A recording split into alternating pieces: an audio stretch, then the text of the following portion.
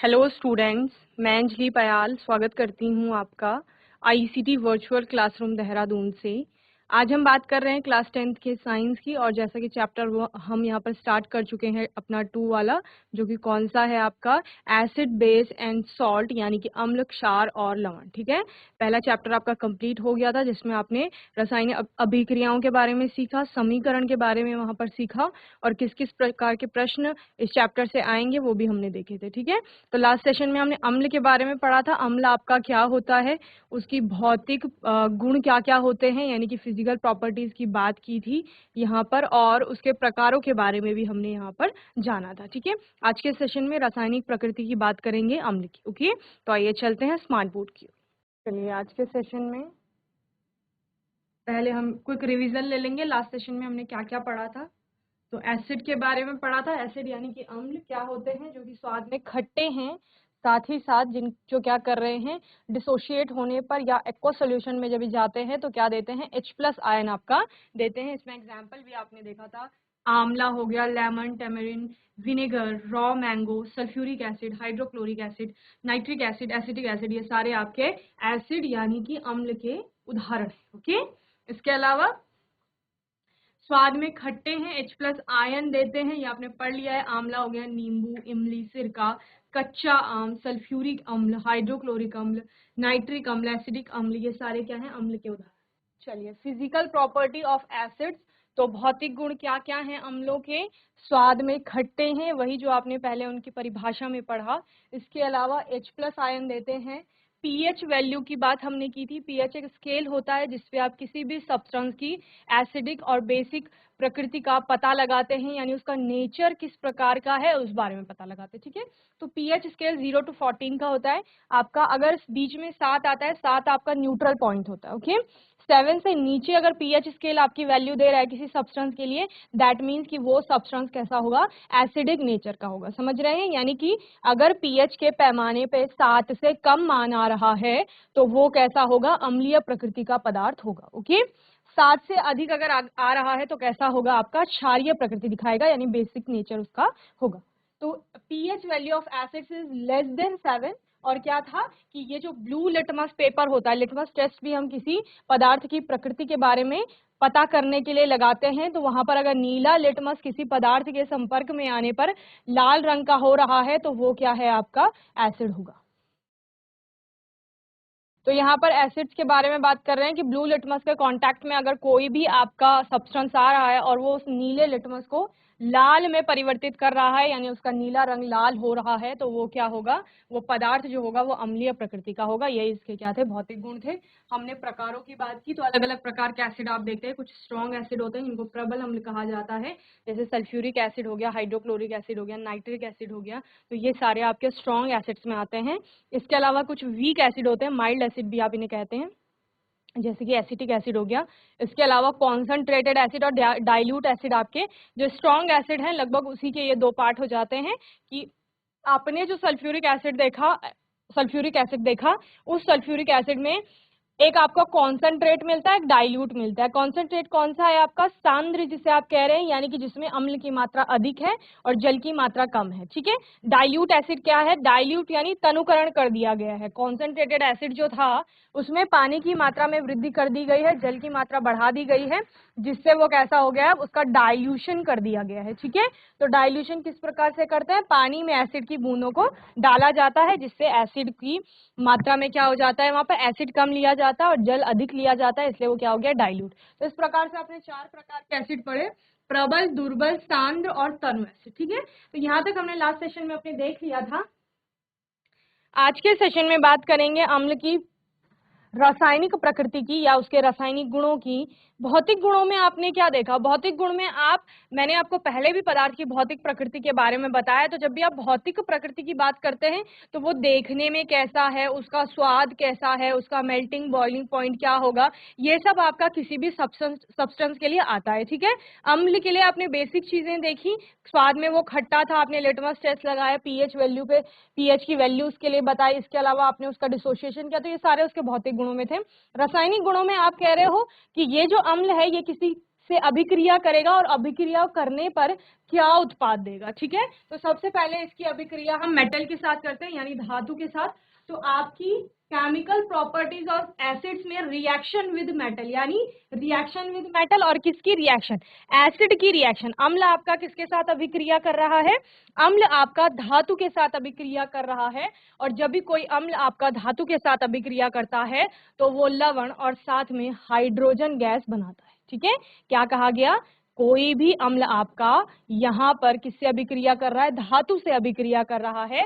और अम्ल जब धातु से अभिक्रिया करेगा तो आपका क्या बनेगा, सॉल्ट बनेगा, यानी उसी धातु का सॉल्ट बनने वाला है। और साथ ही क्या बनेगा, हाइड्रोजन गैस इवॉल्व होगी। ठीक है, so metals displace hydrogen atom from the acid. क्या कर रहा है, जो भी आपकी धातु है वहां पर, जो भी एसिड जिस धातु से अभिक्रिया कर रहा है वो धातु उस क्या करेगी, जो एसिड है उस एसिड से हाइड्रोजन को डिस्प्लेस कर देगा। डिस्प्लेसमेंट रिएक्शन पढ़ी थी फर्स्ट चैप्टर में, यानी विस्थापित कर देगा। और विस्थापित करके क्या बनाएगा, धातु अपना लवण बना देगी। ठीक है, तो हमने क्या कहा यहाँ पर, आपने एग्जाम्पल देखा Zn प्लस H2SO4 यानी जिंक, जस्ता जिसे आप कहते हैं, उसकी अभिक्रिया हो रही है सल्फ्यूरिक एसिड के साथ। और आप क्या देखते हैं, जिंक सल्फेट यानी ZnSO4 बन रहा है और साथ में H2 आपकी इवॉल्व हो रही है या उत्पन्न हो रही है आप कहते हैं।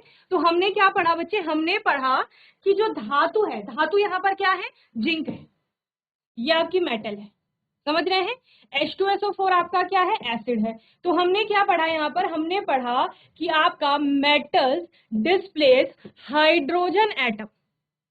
मेटल यानी कि धातु क्या कर रही है, विस्थापित कर रही है हाइड्रोजन एटम को फ्रॉम द एसिड। कहां से, अम्ल से विस्थापित कर रही है। यानी इस जिंक ने क्या किया, जब जिंक को H2SO4 में डाला गया, जो कि एक क्या था आपका एसिड था, तो इस जिंक ने इस H2 को अलग विस्थापित कर दिया। तो H2 इस प्रकार से अलग हो गए। यहां पर आपको H2 अलग होते हुए दिख रही है, ओके। और जिंक ने विस्थापन में क्या होता था, जिसको वो डिस्प्लेस कर रहा है यानी विस्थापित कर रहा है, उसकी जगह पर स्वयं आ जाएगा। कौन विस्थापित कर रहा है, जिंक। जिंक ने हाइड्रोजन को विस्थापित किया और हाइड्रोजन की जगह स्वयं आ गया, तो क्या बना लिया, ZnSO4 बना। ठीक है, तो इस प्रकार से रिएक्शन विद मेटल, यानी जब भी हम धातु के साथ अभिक्रिया देख रहे हैं एसिड की, तो क्या हो रहा है, धातु आपकी उस एसिड से हाइड्रोजन गैस को अलग कर रही है और स्वयं हाइड्रोजन के प्लेस पे जाकर के अपना कोई सॉल्ट यानी कि लवण बना रही है। ठीक है, इसके अलावा और उदाहरण देखे हमने, मैग्नीशियम आपका हाइड्रोक्लोरिक एसिड के साथ अभिक्रिया करके मैग्नीशियम क्लोराइड MgCl2 और हाइड्रोजन गैस बनाएगा। तो ये सारे आपके लवण हैं, और किसके लवण हैं, धातुओं के।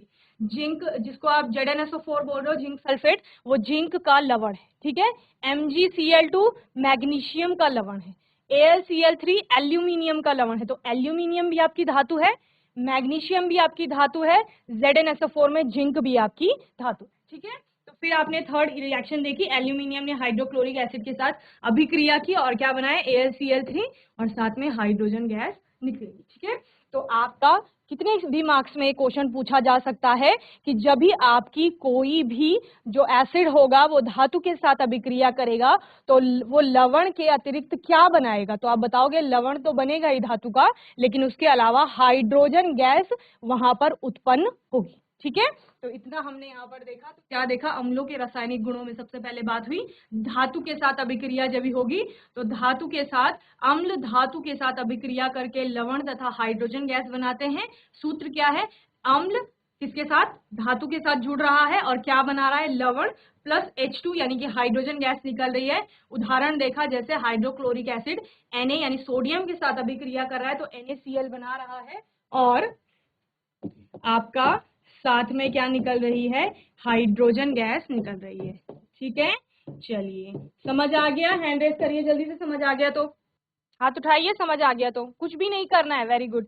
अम्ल जो आपका है वो धातु से अभिक्रिया कर रहा है और धातु का लवण बन रहा है, साथ में हाइड्रोजन गैस निकल रही है। चलिए जल्दी से नोट करेंगे इसे।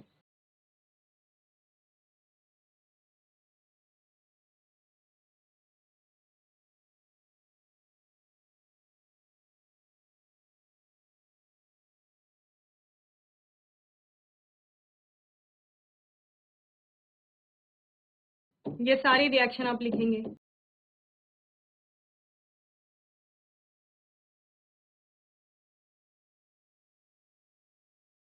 और बैलेंस भी करेंगे इनको, ठीक है।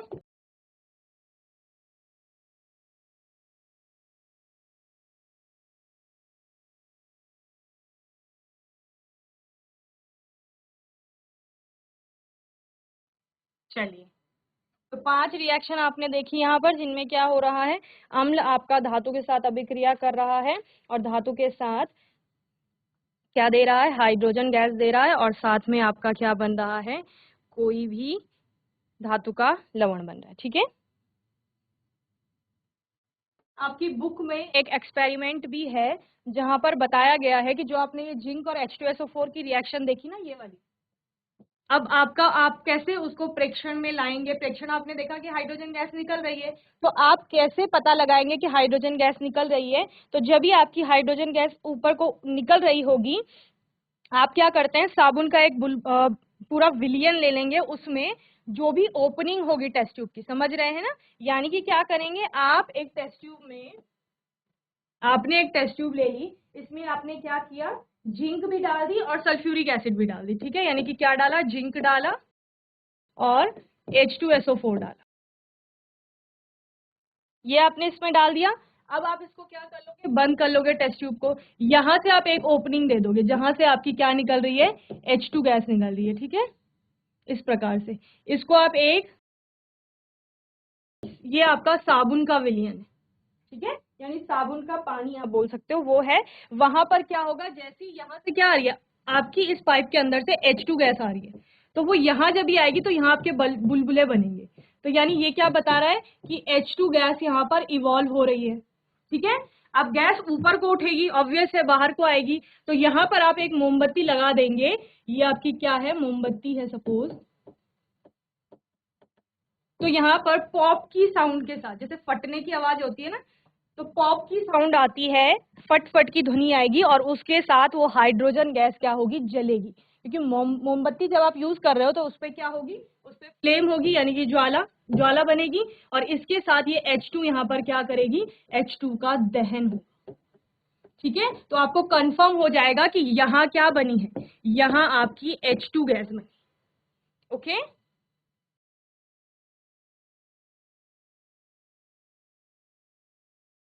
GIC बांदिया और GIC साकिनखेत। कोई भी बच्चा माइक ले ले, बहुत सिंपल सा क्वेश्चन है, एसिड क्या होते हैं, जल्दी से माइक ले लो। अम्ल क्या है, क्या नाम है, मैम चेतन। चेतन। चेतन बताओ अम्ल क्या होते हैं। मैम अम्ल किसी धातु में पाया जाने वाला कोई एसिड होता है ओके, जो और किसी धातु के साथ रिएक्शन करके हाइड्रोजन को अलग कर देता है। Very good. और क्या पढ़ा है धातु के बारे में, चलिए वेरी गुड चेतन, सिट डाउन। और कोई बताएगा बांदिया में कितने प्रकार के अम्ल पढ़े थे लास्ट लेक्चर में। गर्ल्स माइक ले लो, GIC साकिनखेत, माइक ले लो जल्दी से। क्या नाम है आपका, मैम सृष्टि। हमें चेतन ने बताया अम्ल वो हैं, जब भी हम बोलेंगे कि अम्ल क्या है तो धातु में उपस्थित नहीं बोलेंगे, किसी पदार्थ में जो उपस्थित है, जो H+ आयन दे रहा है अगर, तो वो आपका क्या है, अम्ल है, ठीक है, ये आपने बोला। इसके अतिरिक्त हमें चेतन ने बताया कि धातु से अभिक्रिया करने पर हाइड्रोजन को वो अलग कर रहा है, तो वो आपका धातु है, ठीक है, वो आपका अम्ल है, ठीक है। इसके अलावा अम्ल के बारे में हमने क्या पढ़ा था। मैम अम्ल एक एसिड है। हाँ, अम्ल को एसिड कहा जाता है, वो तो आप मुझे उसका नाम बता रहे हो इंग्लिश में। अम्ल है क्या, मैम अम्ल एक खट्टे फल में, मैम खट्टे स्वाद में कैसे होते हैं अम्ल, मैम अम्लों का स्वाद खट्टा, very good, sit down.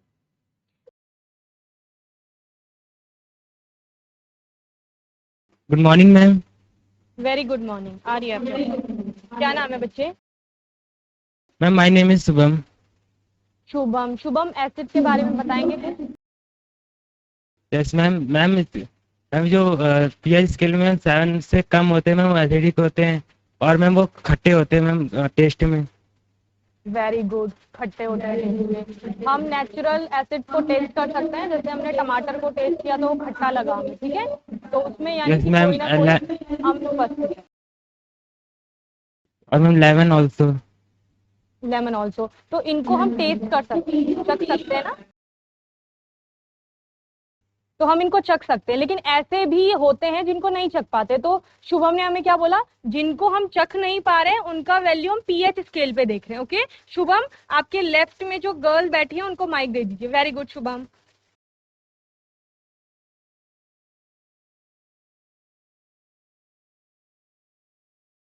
Good morning ma'am, very good. My name is Preeti. Preeti, okay, Preeti ने हमें एक सेशन पहले भी आंसर किया था। प्रीति हमें बताइए, Yes, शुभम ने ma'am. हमें बताया कि पीएच स्केल पे 7 से कम वैल्यू है तो वो अम्ल है। तो वो अम्ल है। Very good. आप हमें बताइए पीएच के अलावा आप कैसे टेस्ट करते हो कि ये अम्ल है? मैम जिसमें हाइड्रोजन गैस और रबड़ के संग हाइड्रोजन गैस भी बनती है। हाँ, किसके साथ अभिक्रिया करने पर? HCl, सॉरी मैम, अम्ल के साथ अभिक्रिया करने पर रबड़ और हाइड्रोजन गैस बनती है। ओके, धातु बच्चे से अभिक्रिया करने पर। अम्ल के बारे में ही पढ़ रहे हैं, तो अम्ल की अभिक्रिया किससे कराएंगे? धातु से। धातु से। Very good. और अपने आपके जो लेफ्ट में दूसरी गर्ल्स है उनको माइक दे दीजिए। वेरी गुड प्रीति। क्या नाम है? गुड मॉर्निंग मैम, कशिश राणा। कशिश, कशिश हमें बताएंगे कि टेस्ट कौन सा लगाएंगे हम? टेस्ट ये तो हमें बता दिया कि हमने धातु के साथ अभिक्रिया करके देखी, लेकिन हमें अगर सिंपल चेक करना है कि ये आपका अम्ल है या आपका क्षार है या लवण है, तो क्या करेंगे? भौतिक प्रकृति में भी पढ़ाई आपने। पीएच स्केल के अलावा आप कैसे पता करोगे कि वो अम्ल है? Litmus gas. कौन से कलर का लिटमस हो गया अम्ल के लिए? नीला, ब्लू। नीला। और अच्छा, नीला लेंगे फिर क्या होगा? लाल हो जाएगा। हाँ, जब उसमें एसिड डालेंगे या उसको एसिड में डुबोएंगे तो वो लाल हो जाएगा, ठीक है। Very good. शुभम के पीछे जो बैठे हैं उनको माइक दे दीजिए।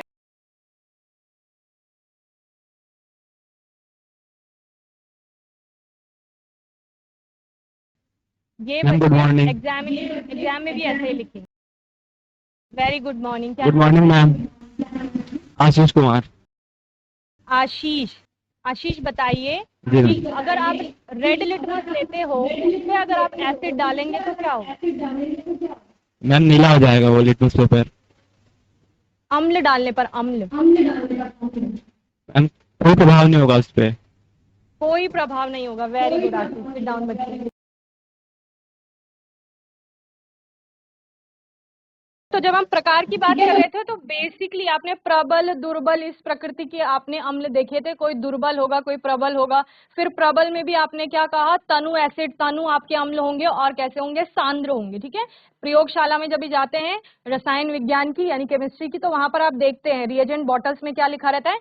DIL यानी कि डाइल्यूट H2SO4, CON यानी कॉन्सेंट्रेट H2SO4, ऐसे डाइल्यूट HCl, कॉन्सेंट्रेट HCl। इसका मतलब क्या है? आपने कहा कि कॉन्सेंट्रेट जिसे कहा जा रहा था उसमें अम्ल की मात्रा ज्यादा है, जल की मात्रा कम है, और जिसको तनु कहा जा रहा है यानी डाइल्यूट, उसमें आपका जल की मात्रा अधिक है और अम्ल की मात्रा क्या है? कम है आपकी, ठीक है। तो इस प्रकार से आज के सेशन में हमने रासायनिक प्रकृति की बात की, जहां पर हमने पढ़ा कि अम्ल आपका कोई भी धातु से अभिक्रिया करेगा और धातु से अभिक्रिया करके क्या बनाएगा? एक धातु का ही लवण बनेगा, ठीक है। हर एक लवण में आपको धातु दिख रही है और आपका हाइड्रोजन गैस अलग विस्थापित हो जाएगी, और विस्थापन कौन कर रहा है? आपकी धातु कर रही है अम्ल से। ओके, चलिए आने वाले सेशन में आप पढ़ के आएंगे reaction with metal carbonate and metal hydrogen carbonate और बाइकार्बोनेट जिसे आप कहते हैं। ओके, तो बच्चों मैं उम्मीद करती हूँ आज का सेशन आपको अच्छे से समझ में आया होगा। आज के सेशन में हमने अम्लों के रासायनिक गुणों की बात की, जिसमें हमने पहला गुण पढ़ा, जिसमें कि हम अम्ल की धातु से अभिक्रिया करा रहे हैं और हमें क्या मिल रहा है, धातु का ही लवण प्राप्त हो रहा है, साथ में हाइड्रोजन गैस निकल रही है। ठीक है, जीआईसी बांदिया के बच्चों ने बहुत अच्छे से आंसर किया, चिंतौली के बच्चों ने अच्छे से आंसर किया। इसी प्रकार सभी बच्चों को आंसर करना है और अपने डाउट्स भी साथ साथ क्लियर करने हैं। ठीक है, अच्छे से पढ़ाई करेंगे और आने वाले सेशन में हम एक और नया टॉपिक पढ़ेंगे। और तब तक के लिए आईसीटी वर्चुअल क्लासरूम से जुड़ने के लिए धन्यवाद।